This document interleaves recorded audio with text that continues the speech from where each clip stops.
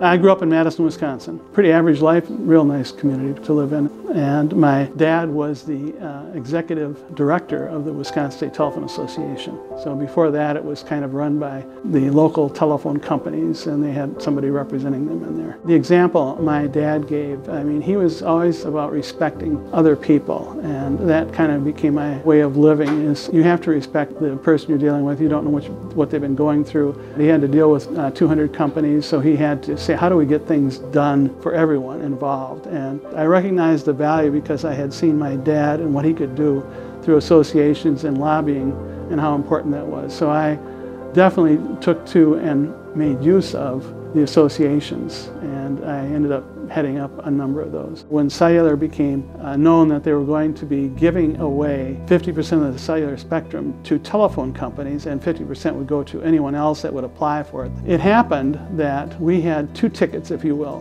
Brown County and Appleton area. We got together as a group, all of the multi-ticketed people, companies. I ended up becoming chairman of this ad hoc group that was going to decide how it was going to go. And I think the reason they appointed me chairman is that I was the smallest company that they had, and they didn't trust each other. So they thought, okay, let's let Pat do this. We added up all the numbers of all the population, and then we said, okay, Ameritech, you've got this many numbers. You know, where do you want those? What do you want to run? It was about 2 o'clock in the morning when someone started calling someone else's mother dirty names, and I said, I think we're going to stop right here, but I want you back here at 8 o'clock in the morning, and let's get this resolved. I mean, it almost came to blows, so it was a good time to break, and when they came back, we had it settled within, I think, an hour and a half. My brother Rob turns to me and said, Pat, what the heck do we want those 1% for? And I said, Rob, we don't know anything about this. I'm going to those meetings and find out. And that was how we got into it.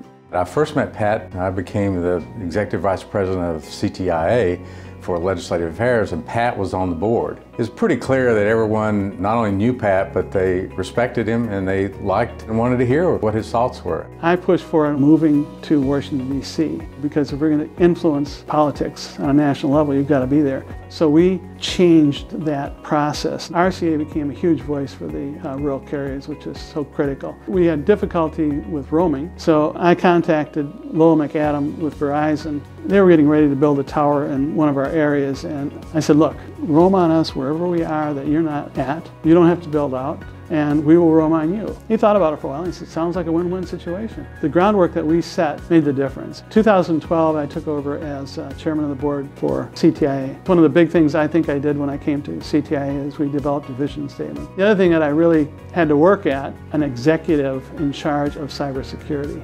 It has to be an officer level position. It wasn't a big thing, and I thought it should have been. And we took it to the executive committee, and I had to explain why it was important.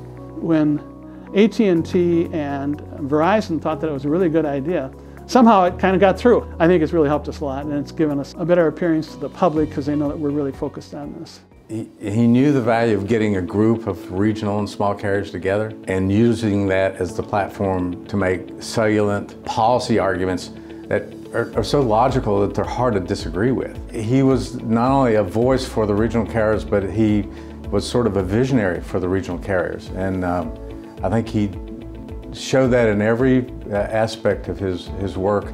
And people look to him for, you know, not only solutions, but, hey, Pat, what's the next challenge that we need to be, you know, ready for?